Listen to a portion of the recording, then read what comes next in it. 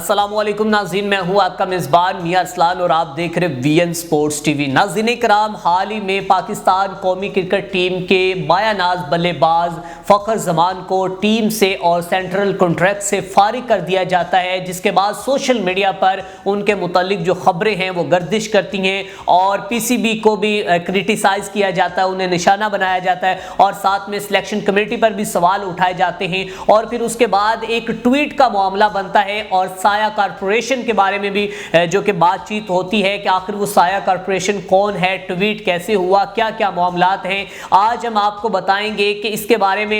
मोहम्मद रिजवान ने फ़खर ज़मान के बारे में क्या कहा है और पीसीबी चेयरमैन मोहसिन नकवी ने फ़खर ज़मान के बारे में क्या कहा है, आखिर साया कॉरपोरेशन है क्या। नाज़रीन इकराम, सबसे पहले बात करेंगे फ़खर ज़मान के बारे में। मोहम्मद रिजवान का ये कहना है कि नो डाउट कि वे एक बहुत अच्छे बल्लेबाज हैं, एक बहुत बड़े प्लेयर्स हैं और मैच विनर वो खिलाड़ी हैं और उनको पाकिस्तान टीम में होना चाहिए, लेकिन मैं पीसीबी के किसी भी डिसीजन पर कोई बातचीत नहीं करना चाहता। आखिर वो पीसीबी का अपना डिसीजन है, उन्होंने फ़खर ज़मान को सेंट्रल कॉन्ट्रैक्ट से और टीम से फारिग किया है, तो हम उस वक्त तक इंतज़ार कर रहे हैं कि जब इनके मामलात तय हो जाएंगे और फ़खर ज़मान दोबारा टीम में वापस आएंगे। नाज़रीन कराम, कराची में जब मीडिया टॉक तो नहीं था, लेकिन एक मौक़िफ़ जो है पीसीबी चेयरमैन का सामने आया, जिसमें उन्होंने ये बताया कि फ़खर ज़मान को मैंने फारिग नहीं किया, जो कि पीसीबी का इसके साथ बिल्कुल कोई ताल्लुक नहीं, बल्कि ये सिलेक्शन कमेटी ने किया है और मुझे तो बिल्कुल कानो कान खबर ही नहीं होती कि सिलेक्शन कमेटी में क्या हो रहा है, इसलिए मेरा इसके साथ कोई ताल्लुक नहीं। लेकिन फिर इससे पहले वो लाहौर में मीडिया के साथ गुफ्तगू करते हुए ये भी कहते हैं कि हाँ बिल्कुल फ़खर ज़मान की फिटनेस और उसके ट्वीट का मसला है और हमने उसे शोकाज नोटिस भेजा हुआ है, अभी हमने उसको सजा देनी है, अभी तक हमने सजा नहीं दी। आपने शान मसूद के बारे में ये लिखा हुआ है सेंट्रल कॉन्ट्रैक्ट में कि अगर वो कैटेगरी बी में आता है तो वो सब्जेक्ट टू कैप्टन, अगर वो कैप्टन है तो देन, और आपने नुमान अली के बारे में लिखा हुआ है सब्जेक्ट टू फिटनेस। अब नुमान अली ने 2 मैचों में अच्छी कारकर्दगी दिखाई है, नो डाउट, उसकी कोई भी हम बुराई नहीं कर रहे, लेकिन बात यह है कि अगर वो सब्जेक्ट टू कैप्टन हो सकता है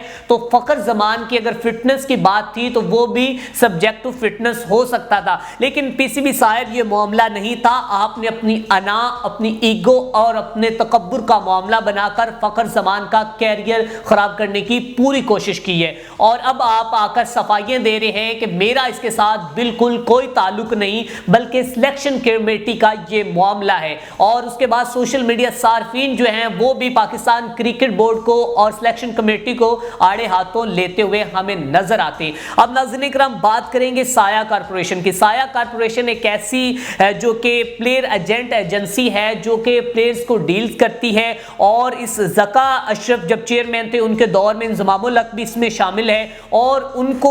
जो कि उनको अथॉराइज दिया जाता है, उनको हक दिया जाता है कि आप प्लेयर्स के जो सोशल मीडिया अकाउंट्स हैं उनके पीआर के फ़राइज़ आप सर अंजाम दे सकते हैं, उनको मैनेज कर सकते हैं। जिस दिन ये ट्वीट हुआ है, बड़े बावसूख ज़राए से हमें मालूम हुआ है कि इसके साथ फ़खर ज़मान का कोई ताल्लुक नहीं, फ़खर ज़मान को ये आइडिया ही नहीं था कि वो किस पे बात कर रहे हैं। उन्होंने तो बाकायदा किसी को टारगेट करके बात ही नहीं की, उन्होंने तो एक ट्वीट कर दिया और ट्वीट उधर से आया और फिर उसके बाद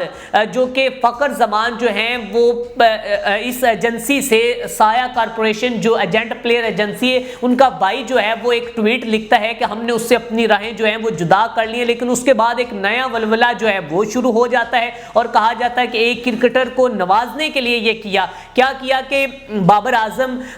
रिजवान और फ़खर ज़मान इस साया कॉरपोरेशन के साथ काम कर रहे थे और उनकी ये कोशिश थी कि अब बाबर आजम तो बाहर हो चुके हैं, क्यों ना हम इससे फ़ायदा उठाएं, क्योंकि आपको पहले भी बताया कि ये प्लेयर एजेंट के पास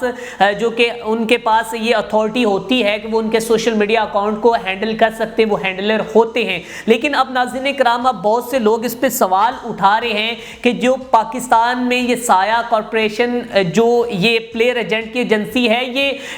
एक इनके लिए ड्रोनस ख्वाब साबित हो चुकी है। और इसके बारे में स्पोर्ट्स जर्नलिस्ट का यह कहना है कि इसको पाकिस्तान में बंद होना चाहिए। ये जो प्लेयरों के लिए इंतहाई जो है वो खतरनाक चीज है। और फखर जमान गुनाह की सजा भुगत रहा है जिसका उसे पता ही नहीं है, और ऐसे गुनाहों की सजा भुगतना कि जिसका उसको आइडिया ही ना हो और ना करदा गुनाहों की सजा हो, तो फिर इंसान को दुख जरूर होता है। अब यही मामला फखर जमान के साथ हुआ है कि साया कॉर्पोरेशन ने खुद वो ट्वीट करवाया, और उसके किया होगा फखर जमान ने, लेकिन उसने करवाया। फिर उसके बाद जो कि फखर जमान के भाई ने ये ट्वीट किया, फिर उन्होंने उनसे ट्वीट डिलीट करवाया। अब जो है वो थोड़ी सी बर्फ जो है वो पिघलती हुई हमें नजर आती है। लेकिन अब देखते हैं कि क्या फखर जमान जल्द जो पाकिस्तान कौमी टीम को ज्वाइन कर पाएंगे या फिर नहीं, या फिर पीसीबी की जो अना है वो इसी तरह रहेगी, या फिर मामलात जो हैं वो कुछ हल हो सकेंगे। अब ये तो वक्त आकर ही बताएगा।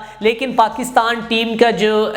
कौमी टीम है वो दौरा ऑस्ट्रेलिया के लिए जा चुकी है, और उसमें मोहम्मद रिजवान भी जा चुका है। पहले 7 खिलाड़ी जिसमें बाबर आजम, नसीम शाह और शहनशाह अफरीदी और दीगर जो खिलाड़ी हैं वो पहुंचे, और अभी जो कैप्टन समेत बाकी भी जो खिलाड़ी हैं वो पहुंच चुके हैं। और अब